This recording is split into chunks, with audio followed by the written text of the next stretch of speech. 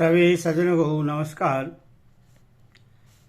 Sir, आज आपको वर्मा जी का इंद्र से गोलोक, गोदान और स्वर्ग दक्षिणा की महिमा तथा गौ चोरी के पाप का वर्णन की कथा सुनाऊंगा।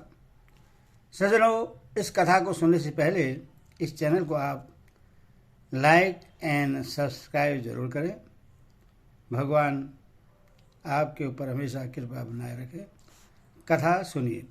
वर्मा जी का इंद्र से गोलो, गोदा, स्वर्ण दक्षिणा की महिमा तथा गौ चोरी पाप का वर्णन।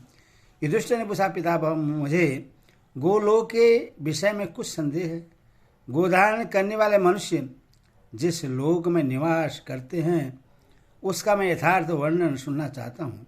विष्णु जी ने कहा, युधिष्ठिर, इस विषय में जानकार लोग एक प्राचीन इतिहास का उदाहरण दिया करते हैं। एक बार इंद्र ने वर्मा जी से इस प्रकार प्रश्न किया, भगवान, मैं देखता हूँ गोलोक निवासी पुरुष अपने तेज से स्वर्गवासियों की कांति फीकी करते हुए उन्हें लांघ कर आगे चले जाते हैं। इसलिए मेरे मन में यह संदेह होता है कि गोलोक कैसा है, वहाँ क्या फल मिलता है, वहाँ का विशेष गुण क्या है। गोदान करने वाले पुरुष सब चिंताओं से मुक्त होकर वहाँ किस प्रकार पहुँचते हैं। गोदान न करने पर भी उसका फल कैसे मिलता है। बहुत दान करने वाला मनुष्य थोड़ा दान करने वाले के समान और थोड़ा दान करने वाला पुरुष अधिक दान करने वाले के तुल्य किस प्रकार हो जाता है। ये सब बातें मुझे यथार्थ रूप से बताइए।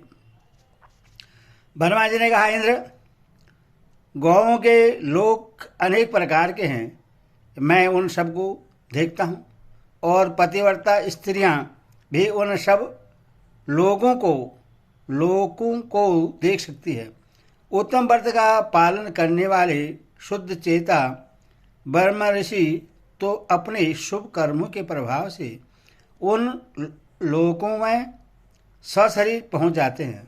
श्रेष्ठ व्रत के आचरण में लगे हुए योगी पुरुष समाधि अवस्था में अथवा मृत्यु के समय जब शरीर से संबंध त्याग देते हैं तो अपने शुद्ध चित्त के द्वारा स्वप्न के भांति दिखने वाले उन लोगों का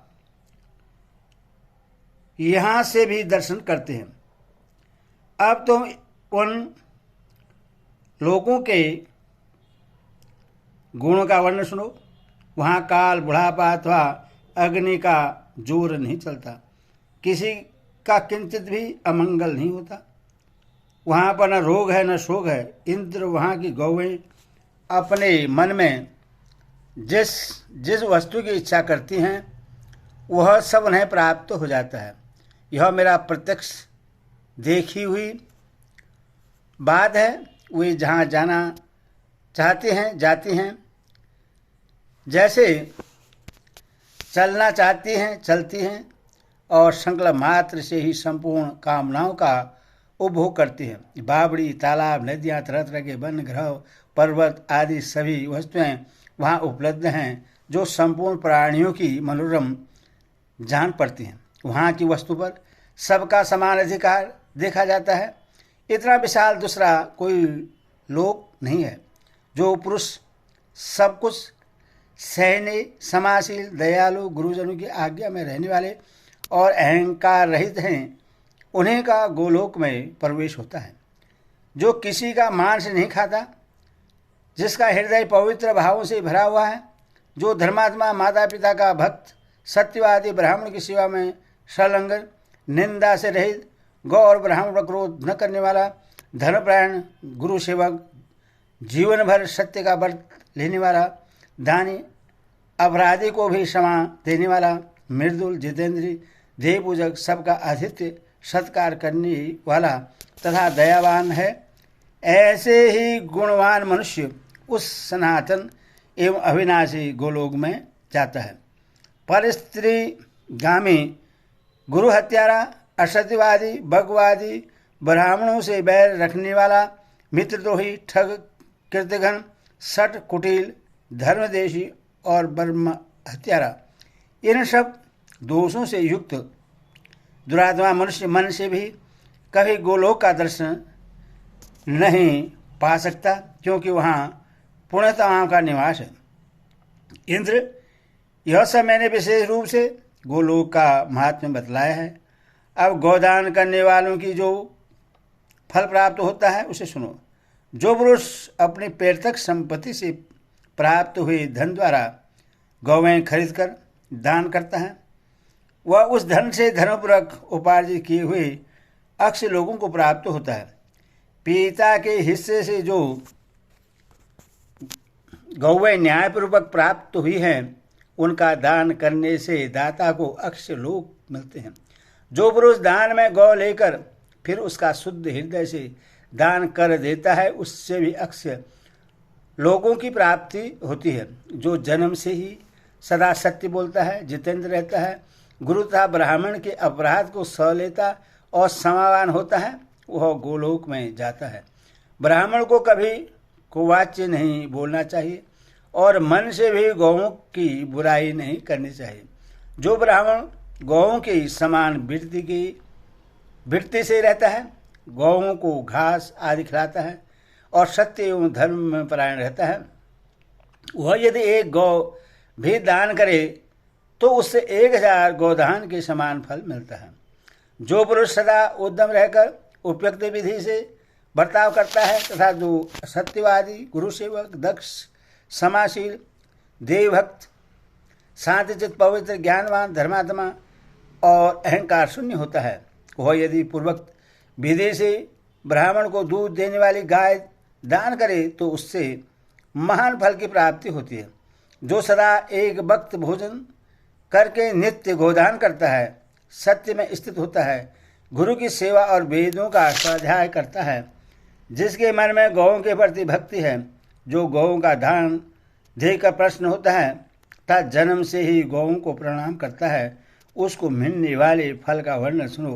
रास यज्ञ का अनुष्ठान करने से जिस फल की प्राप्ति होती है तथा बहुत से सुवर्ण की दक्षिणा देकर यज्ञ करने से जो फल मिलता है, उपयुक्त मनुष्य भी उसके समान ही फल का भागी होता है। यह सिद्ध संत महात्मा एवं ऋषियों का वचन है। जो गौ सेवा का व्रत लेकर प्रतिदिन भोजन से पहले गौओं को गौग्रास अर्पण करता है तथा शांत एवं निर्लोह होकर सदा सत्य का पालन करता है, वह प्रतिवर्ष 1000 गौदान करने के पुण्य का भागी होता है। जो एक वक्त भोजन करके दूसरे वक्त से के बचाए हुए भोजन से गाय खरीद कर दान करता है, वह उस गौ के जितने रोए होते हैं उतने गौओं के दान का अक्ष फल प्राप्त करता है। गौओं के रोम रोम में अक्ष से लोगों का निवास माना गया है। जो संग्राम में गौओं को जीतकर उन्हें दान दे देता है, उस पुरुष का वह दान अपने को बेचकर दान करने के समान माना जाता है। जो व्रतपरायण पुरुष गौओं के अभाव में तिल की गौ बनाकर दान देता है, उसको वह गौ बड़े भारी संकट से पार कर देती है तथा वह दूध की नदी में नहाकर प्रसन्न होता है। केवल गौओं का दान कर देना ही प्रशंसा की बात नहीं है।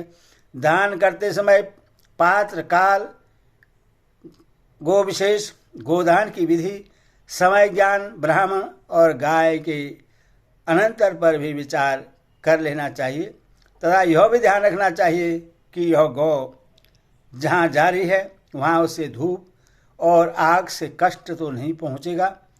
जो स्वाध्याय संपन्न, शुद्ध योनि, कुलीन, शांत चित्त, यज्ञपरायण, पाप से डरने वाला, बहुयज्ञ, गौओं पर क्षमा का भाव रखने वाला, मृदुल स्वभाव, शरणागत, वत्सल और जीविकाहीन हो, वही ब्राह्मण गोदान का उत्तम पात्र है। जो जीविका के बिना बहुत कष्ट पा रहा हो तथा जिसको खेती या यज्ञ होम करने, परसुता स्त्री को दूध पिलाने तथा गुरु सेवा अथवा बालक का लालन पालन करने के लिए गौ की आवश्यकता हो, उसको साधारण देश काल में भी दूध देने वाली गौ का दान करना चाहिए। दूध देने वाली खरीदने अथवा विद्या से प्राप्त हुई, युद्ध में प्राणों को संकट में डालकर पराक्रम से प्राप्त की हुई, दहेज में मिली हुई, संकट से छुड़ा कर लाई हुई या पालन पोषण के लिए अपने पास आई हुई गौ श्रेष्ठ मानी जाती है। हष्टपुष्ट सीधी सादी जवान और उत्तम गंध वाली गाय प्रशंसनीय मानी गई है। जैसे गंगा सब नदियों में श्रेष्ठ है, उसी प्रकार कपिला गौ सब गौ में उत्तम है। गोदान के विधि इस प्रकार है। दाता 3 रात तक उपवास करके केवल पानी के आधार पर रहे, पृथ्वी पर शयन करे और गौओं को घास भूसा खिलाकर पूर्ण तृप्त करे। तत्पश्चात ब्राह्मण को भोजन आदि संतुष्ट करके उन्हें वे गौएं दान करे। उन गौओं के साथ दूध पीने वाले हष्ट पुष्ट बछड़े भी होने चाहिए तथा गौएं भी ऐसी ही हों जो अच्छी तरह चल फिर सकें। गोदान के पश्चात 3 दिन तक केवल गौरस पीकर रहना चाहिए। जो गौ सीधी सादी हो, धोते समय तंग न करती हो, जिसका बछड़ा सुंदर हो, जो बंधन तोड़कर भागती न हो, ऐसे गौदान करने से उसके शरीर में जितने रोए होते हैं उतने वर्षों तक दाता परलोक में सुख भोगता है।